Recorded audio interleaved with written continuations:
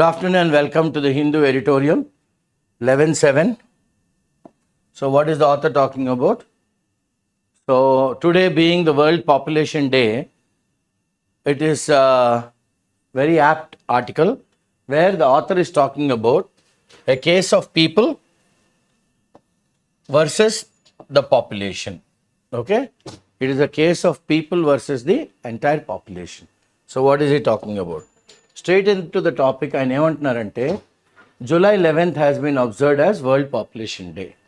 So ప్రపంచంలోని ఇవాళ ఎంతమంది జనాభా అనేది లెక్కించి దాన్ని పరిగణనలోకి తీసుకోవడానికి ఒక రోజంటూ ప్రపంచంలోని మనం డిసైడ్ చేసాం. ఆ రోజు ఏంటంటే July 11th అనమాట. ఇది ఎప్పటి నుంచి? 1989 నుంచి. ఎందుకంటే 1989 తర్వాత గ్లోబల్ ప్రపంచంలో ఉన్న పాపులేషను ఎంత అయిపోయింది? 500 కోట్లు అయిపోయింది అనమాట. 500 కోట్లు మార్క్ దాటింది అనమాట. So the population is now, ఇప్పుడు ఎంతమంది ఉన్నారు? 810 కోట్ల మంది ఉన్నారు, with India as the most populous nation. So ఇందులోని మనకు ఒక కితాబ్ ఉంది ఏంటంటే India is the most populous country. అదంతా మనం 1.44లో ఉన్నాం, అంటే 144 కోట్ల మంది పీపుల్ ఇండియాలో ఉన్నారనమాట, which is slightly more than China.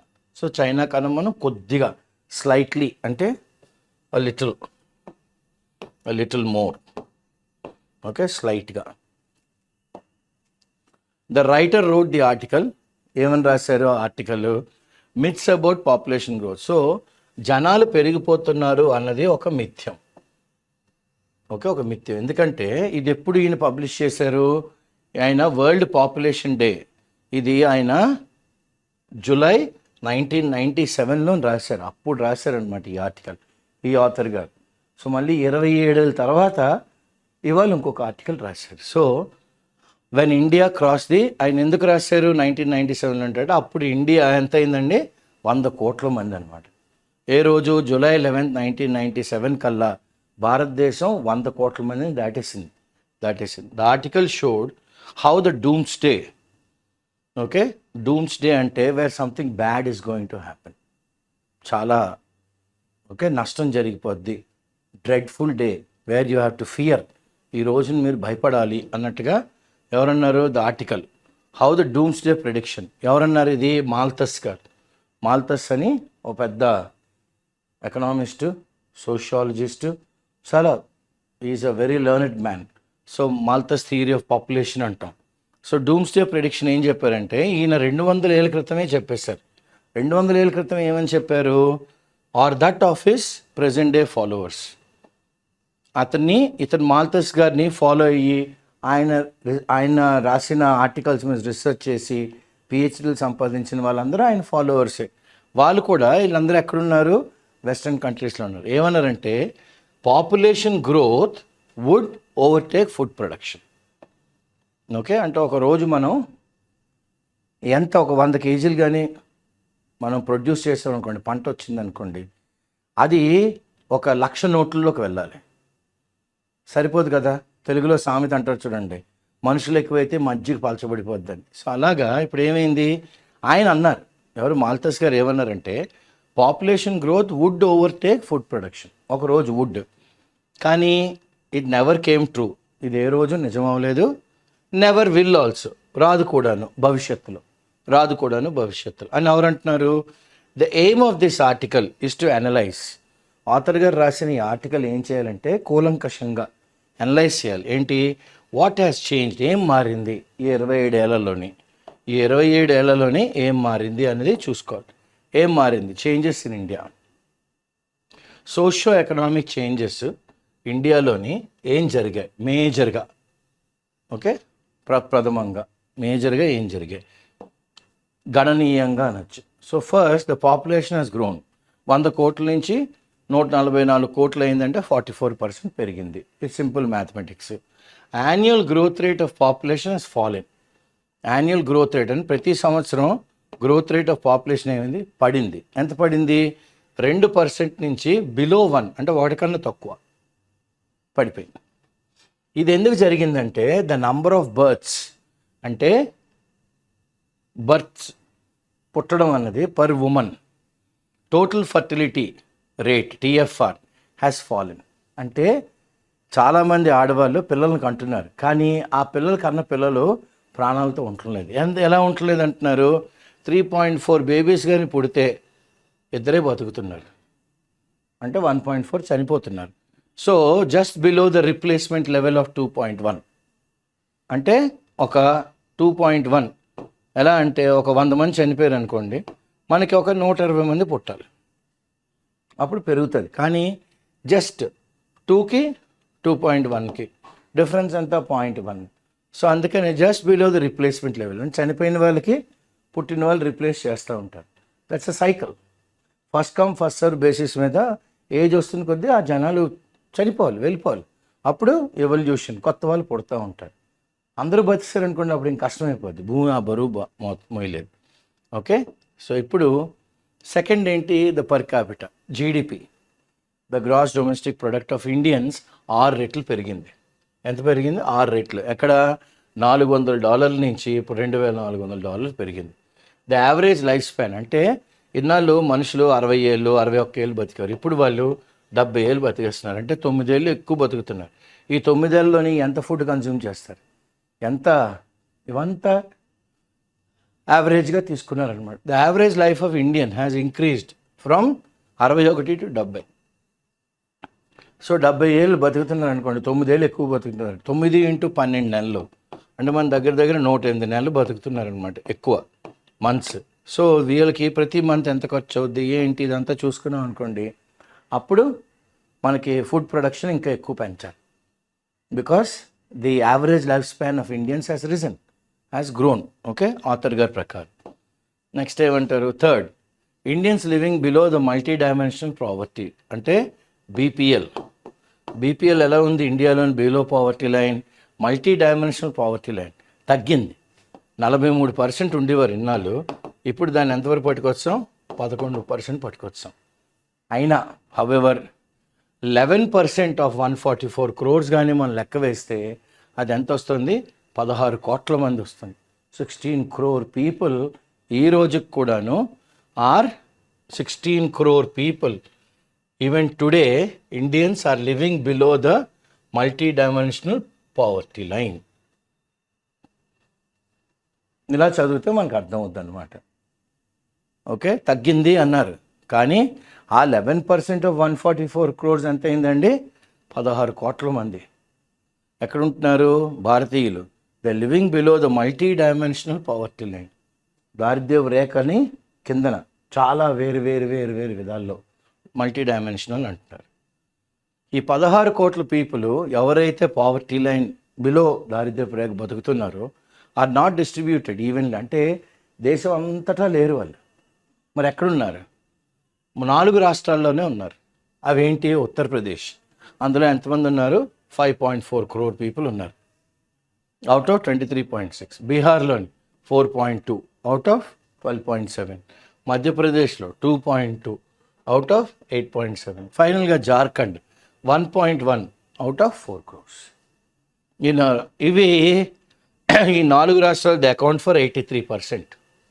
ఈ 4 రాష్ట్రాలు 83% అనమాట of the national total of people below the poverty line. So below the poverty line 83% ఈ 4 రాష్ట్రాల్లోనే ఉన్నారు. ఏవో 4 రాష్ట్రాలు? ఫస్ట్ ఉత్తరప్రదేశ్, బీహారు, మధ్యప్రదేశ్, జార్ఖండ్ దాంట్లో ఉన్నారనమాట. సో వీళ్ళు దే అకౌంట్ ఓన్లీ ఫర్ 34%. వీళ్ళంతా ఎంత? 34% of the India's total population. ఈ 4 రాష్ట్రాల్లో ఉన్నవాళ్ళు టోటల్ పాపులేషన్ 34%. మరి ఈ ప్రాబ్లమ్ని మనం ఎలా ట్యాకిల్ చేయాలి, ఎలా దీన్ని ఎదుర్కోవాలి? How to address this persisting అంటే for ever existing disparity, difference in socio economic growth. సొసైటీలోని కొంతమంది బాగా గ్రో అవుతున్నారు, కొంతమంది అస్సలు గ్రో అవ్వలేకపోతున్నారు. ఈ డిఫరెన్స్ని మనం ఎలాగా దగ్గరికి తెస్తాం? ఓకే, ఇది అలా జరుగుతూనే ఉంది, పర్సిస్ట్ అవుతుంది, తగ్గుకుంటూ వస్తుంది. ఉన్నవాడికి ఉన్నట్టుంది, లేనివాడికి లేనట్టు. దీన్ని మనం ఎలాగండి ఈ బ్రిడ్జ్ని గ్యాప్ చేస్తాం? Okay, persisting disparity of social economic growth and దారిద్ర్యం అండ్ పావర్టీ రిడక్షన్ తగ్గించాలి. ఎక్కడ? భారతదేశంలో ఉన్న రాష్ట్రాలు. ఓకే, ఎందుకంటే దీనికి మనం టాప్ ప్రయారిటీ ఇవ్వాలి. Okay, among Indian states is among the top priorities of the దారిద్ర్యపు రేఖలు. ఓకే, దీన్ని మనం తగ్గించాలనేది సెంట్రల్ గవర్నమెంట్కి ఉంది, స్టేట్ గవర్నమెంట్కి కూడా ఉంది. And beyond the scope of this article, అంటే మనం ఏదో రాతపూర్వకంగా రాస్తే కాదు, చేయవలసిన పని చాలా ఉందన్నమాట. సెంట్రల్ గవర్నమెంటే కాదు, స్టేట్ గవర్నమెంట్స్ కూడా చేయాలి. సో నెక్స్ట్ ఆథర్ గారు ఏమంటారు? క్లైమేట్ చేంజ్ వలన దాని మీద ప్రభావం ఏంటి? ఇంపాక్ట్, ప్రభావం. Okay, what is the impact of the climate change? But a far more serious issue. అంటే ఇవన్నీ ఒకటి ఎత్తి అయితే ఇంకా దూరంగా ఆలోచిస్తే, సుదీర్ఘంగా ఆలోచిస్తే చాలా సీరియస్ ఇష్యూ, అంటే చాలా ఓకే ఇది కూడానా అన్నంత మనకి ఒక దాని ఏమంటాం తొందరపాటు వస్తుంది అనమాట. More serious issue facing the people of India is the adverse effects, very bad effects of climate change. Opposite effects of climate change ఏంటది? They do not recognize national boundaries. Climate అనే దానికి ఈ కంట్రీలోనే ఉండాలి, ఆ కంట్రీలో ఉండకూడదు, ఎలాగవుతుంది? అది అలా కదులుతుంది. దేశాలు, ఖండాలు, రాష్ట్రాలు, ఇండియా, ఎర్త్ అంతా తిరగచ్చు. So this is where the population versus people. ఇక్కడ this is where national boundaries లేవు కాబట్టి ఇక్కడ పాపులేషన్ వర్సెస్ పీపుల్, అంటే number of people and world population dichotomy. ఈ division becomes very clear. Dichotomy అంటే ఏంటి? డివిజన్, ఈ వ్యత్యాసం. This division becomes very clear, very apparent, very clear. The debate on historical emissions. Okay, అంటే మనం కానీ ఒక డిబేట్ కూర్చుని అనుకోండి, అంటే ప్రో అండ్ కాన్ ఎందుకు జరుగుతుంది అని. ఆ డిబేట్ హిస్టారికల్ ఎమిషన్స్, ఎప్పటి నుంచో పురాతన కాలం నుంచి మనం పర్యావరణ కాలుష్యం చేస్తున్నాం. డెవలపింగ్ కంట్రీస్ ఏముంటుంది? ఈ కాలుష్యం అన్నది హిస్టారికల్ ఎవిడెన్స్ చూపెడతాం కావాలంటే అంటుంది. కరెంట్ ఎమిషన్స్ ఎవరు చేస్తున్నారు? Developed countries.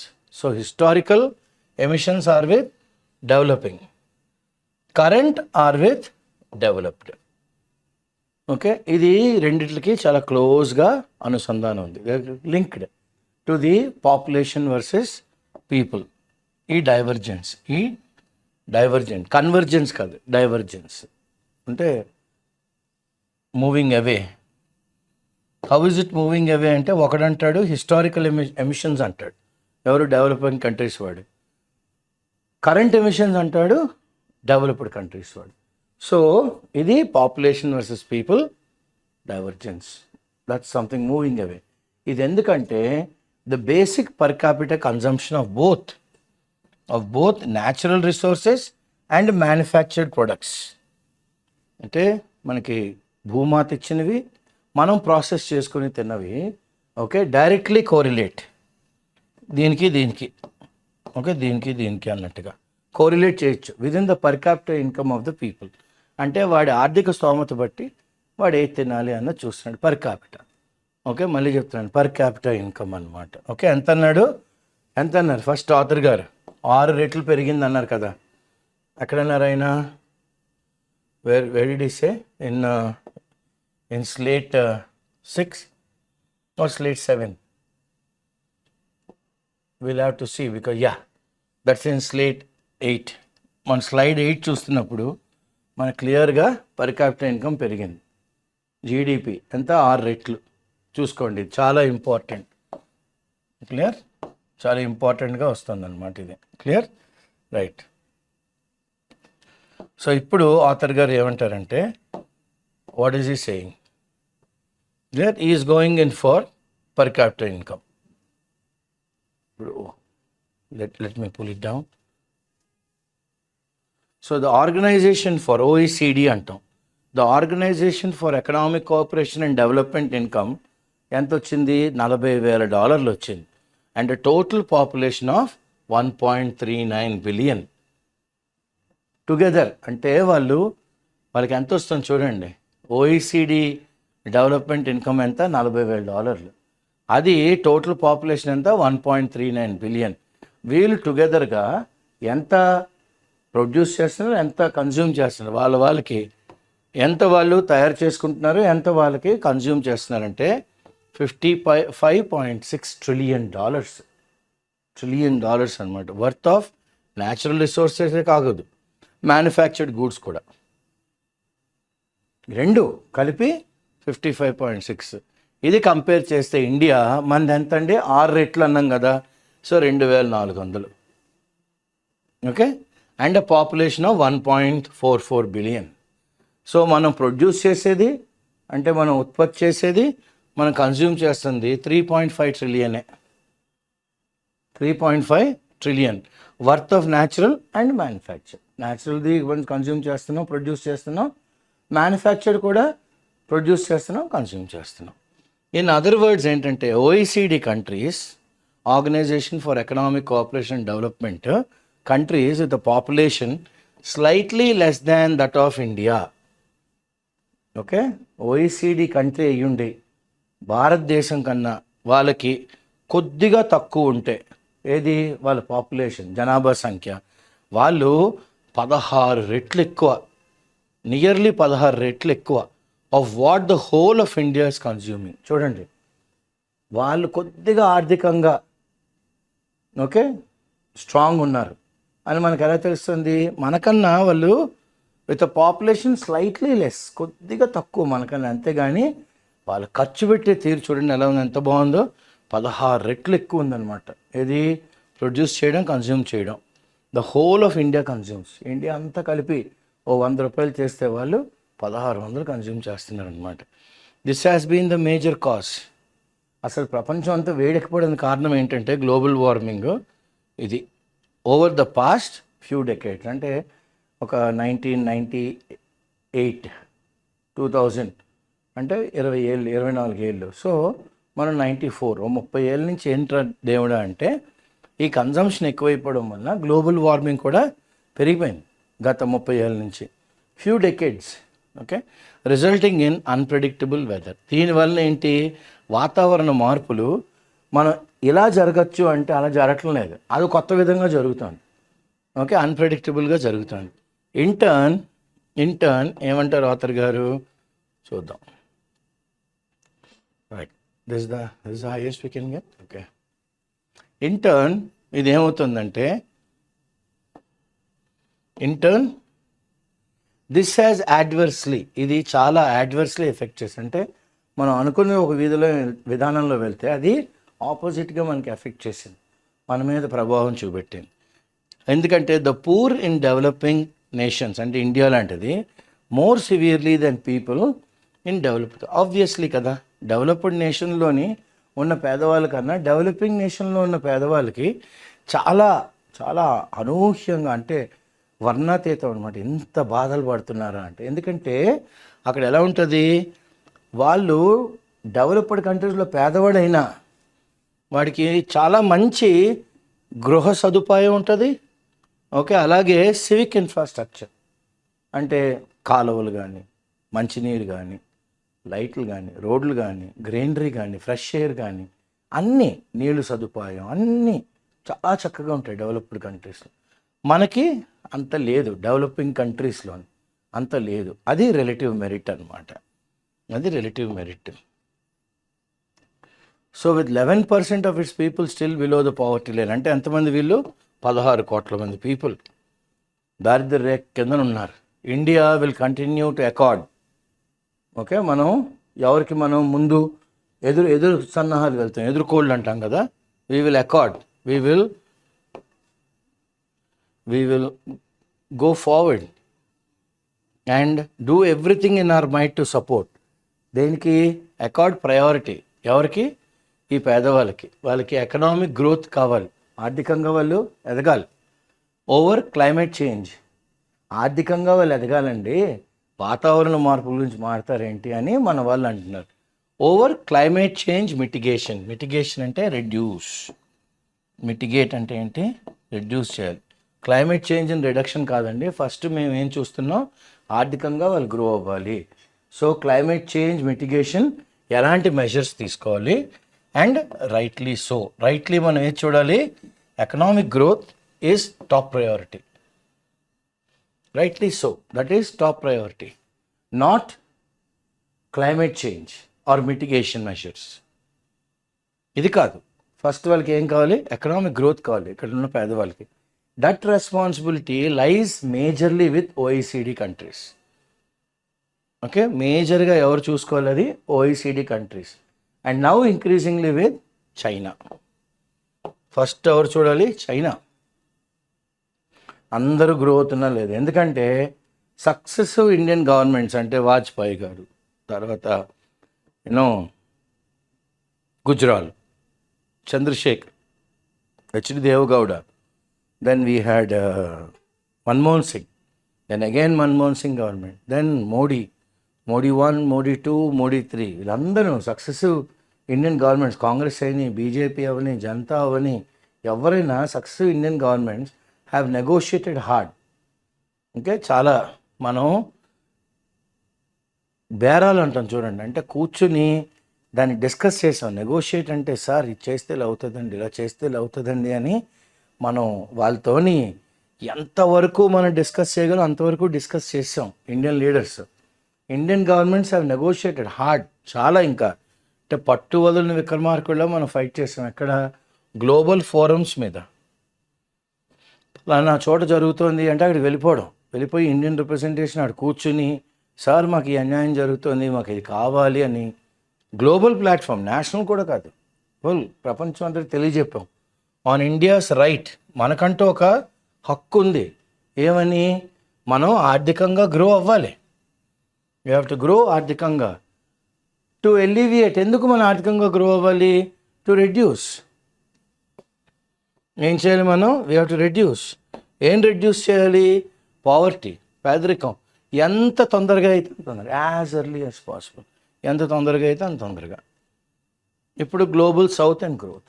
సో ఇప్పుడు మనం వెంటనే గ్లోబల్ సౌత్ అని అనగానే, గ్లోబల్ సౌత్ కంట్రీస్ ఏంటంటే those countries that are still developing countries అన్నమాట. ఓకే, సో ఇప్పుడు దీని గురించి ఏం మాట్లాడతారు ఆథర్ గారు చూద్దాం. The Narendra Modi government has articulated, okay, చాలా క్లియర్గా ఆర్టికులేట్ అంటే స్పీక్ వెరీ క్లియర్లీ, చాలా without mincing words, speak very clearly without mincing words అంటే నీళ్ళు మింగకుండా, without mincing, MINCING, mincing words. Without mincing words ఏం చెప్పిందంటే, government has articulated this even more forcefully, చాలా ఫుల్ బలంతో, బై ఎక్స్పాండింగ్ ద డెఫినేషన్. ఈ definition of ఏంటి, circular economic framework. ఎక్కడ మాట్లాడడం దీని గురించి, G20 న్యూఢిల్లీలో అయ్యింది కదా సెప్టెంబర్లో లాస్ట్ ఇయర్. ఓకే, ఆ డిక్లరేషన్ ఆఫ్ సెప్టెంబర్ 2023. అక్కడ ఏమన్నామంటే, in order to endeavour, okay, endeavours, earnest endeavours అంటే సిన్సియర్ ఎఫర్ట్స్.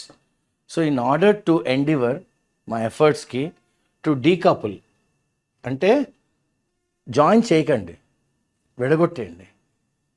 ఏంటి డీకపుల్, ఏంటి, ఎకనామిక్ గ్రోత్, ఆర్థికంగా మేము గ్రో అవుతాం, దాన్ని మీరు గ్రో అవ్వాలి కానీ వాతావరణం, ఎకలాజీకి ఎటువంటి, పర్యావరణానికి ఎటువంటి హాని కలగకూడదు అన్నదాన్ని కొద్దిగా ఆ రెండింటిని సెపరేట్ చేసిండి.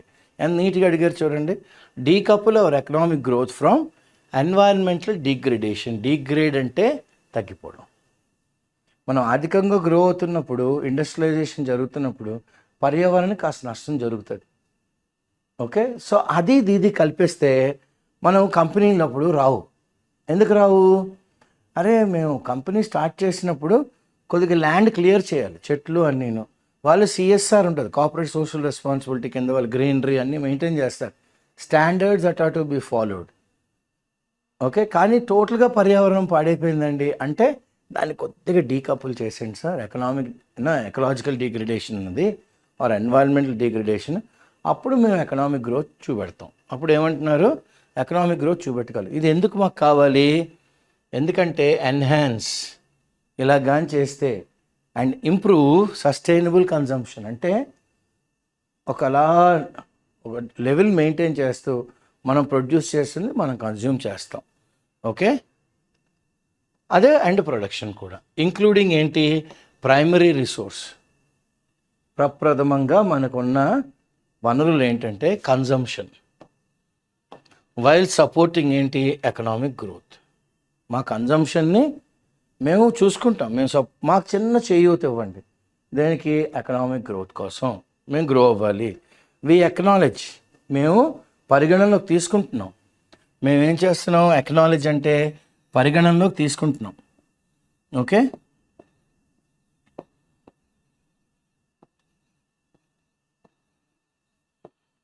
మేము పరిగణనలోకి తీసుకుంటాం. ఏమని?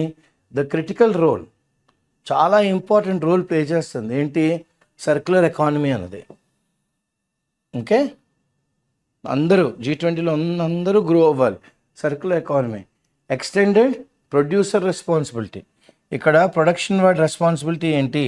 పర్యావరణాన్ని ఎలాగ మనం కాలుష్యం నుంచి తగ్గించాలి అన్న ఆస్పెక్ట్ కూడా ఎక్స్టెండెడ్ ప్రొడ్యూసర్ రెస్పాన్సిబిలిటీ. అండ్ మన దగ్గర ఉన్న ముడి సరుకుని, రిసోర్సుల్ని ఎఫిషియెంట్గా వాడాలి, చాలా చాకచక్యంగా, నైపుణ్యంగా, అంటే తక్కువ వేస్టేజ్తో, ఇన్ అచీవింగ్ సస్టైనబుల్ డెవలప్మెంట్. మనకేం కావాలి? Sustainable development. అంటే ఒకసారి డెవలప్మెంట్ అయిపోయిన తర్వాత దాన్ని అలా మెయింటైన్ చేయగలగాలి. చేస్తే చాలు. పావర్టీ నుంచి జనాలు చాలామంది ఎలివియేట్ అవుతారు. మనం కూడా మంచి హౌసింగ్ ఇవ్వచ్చు, మనం కూడా మంచి సివిక్ ఫెసిలిటీస్ ఇవ్వచ్చు ఎవరికి? ఉంటున్న జనాలకి. నెక్స్ట్ ఏమంటారు? This is a explicit statement, very very clear. Explicit అంటే క్లియర్ స్టేట్మెంట్. దేని క్లియర్ స్టేట్మెంటు? ఆఫ్ మన ఆలోచన శైలి, ఆఫ్ ఇంటెంట్, ఆలోచన to maintain economic growth. Okay, ఏంటి? ఆర్థికంగా గ్రో అవ్వాలి. ఎవరు?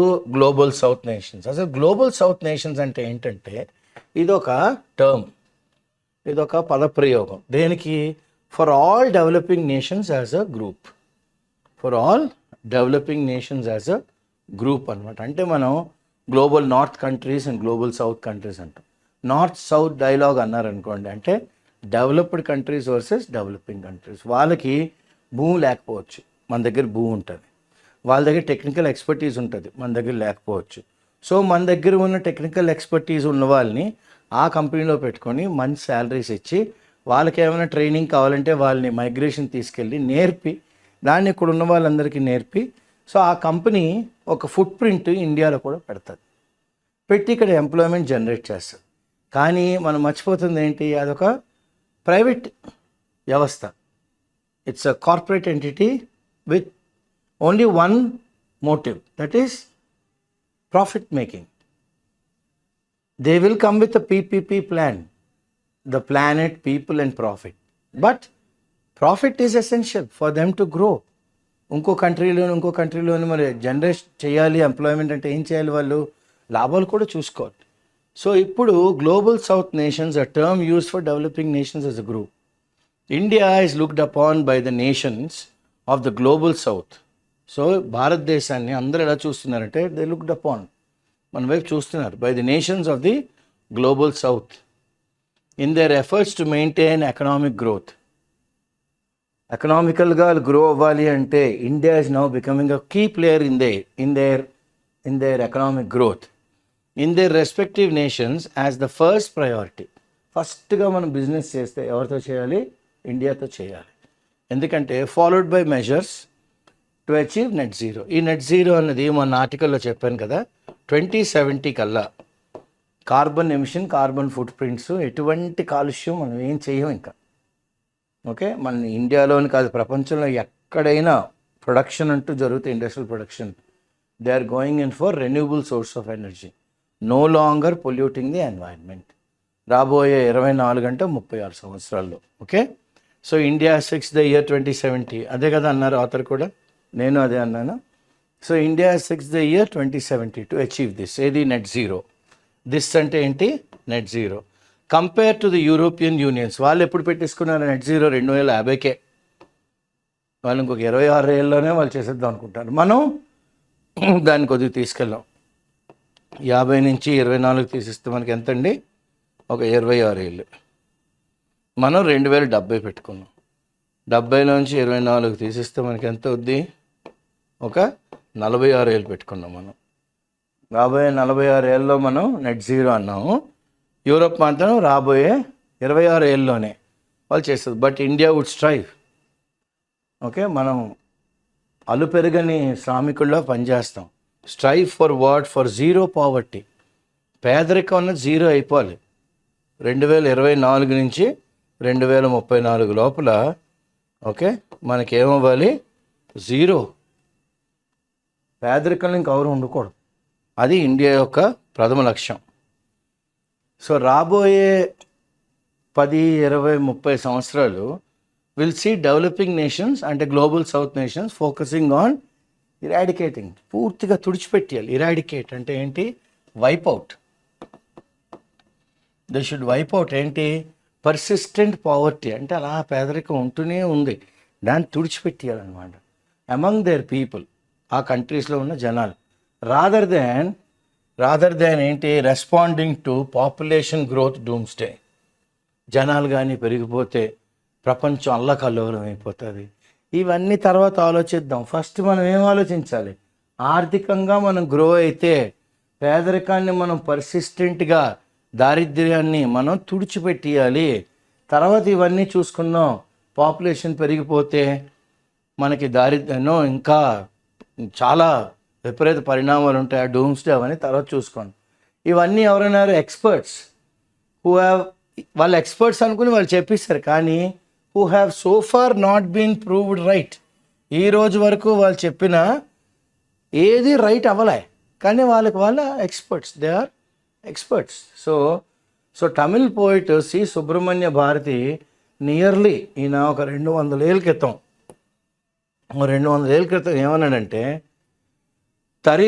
తని ఓకే ఒరువనక్కు ఉనైవిల్లై ఎనిల్. ఓకే, తని ఒరువనుక్కు ఉనైవిల్లై ఎనిల్ ఇంద జగత్తినై అజితి దువోం. ఓకే, అళితి దువోం అంటే ఏమన్నాడంటే, even if 1% does not have food to eat, we will destroy the world.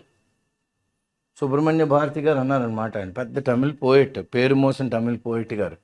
ఆయన ఏమన్నారు? తని ఒరువనుక్కు ఉనైవిల్లై ఎనిల్ ఇందా జగత్తినై అళితి దువోం. Okay, if 1% does not have food to eat also, we will destroy the whole world. So it is the welfare of average citizen. ఏ కంట్రీ అయినా ఏం చూసుకోవాలి? బాగోగులు చూడాలి. యావరేజ్ సిటిజన్ విచ్ మ్యాటర్స్, అది very very important. And not population numbers at the macro level. పెరిగిపోతుంది, number వెళ్ళిపోతుంది, ఈ మ్యాక్రో లెవెల్లోని దీని కాదు. ఫస్ట్ మనం ఏం చేయాలి? యావరేజ్ పర్సన్ వెల్ఫేర్ చూడాలి, వాడి బాగోగులు చూడాలి, వాళ్ళు ఆర్థికంగా బాగున్నట్టు చూడాలి. ఇవన్నీ చాలా చాలా important. Clear? So this is the article today. So the IAS management at Hyderabad, the IAS management at Vizag are very, very seriously considering these classes for the benefit of all the job seekers. Our earnest endeavor is to see that everybody gets a job. Clear? You join IAS in any of our centers, you are definite to get a job, is the promise of the chairman, the director and all the faculty of IAS in all the centers. So this is the article on World's Population Day, July 11th. I am Srinivas Pulyapudi and my colleague is Shankar. We together have brought this tutorial to you. Hope it will help you in preparing or in reading the article and helping you to understand the article far better. Thank you.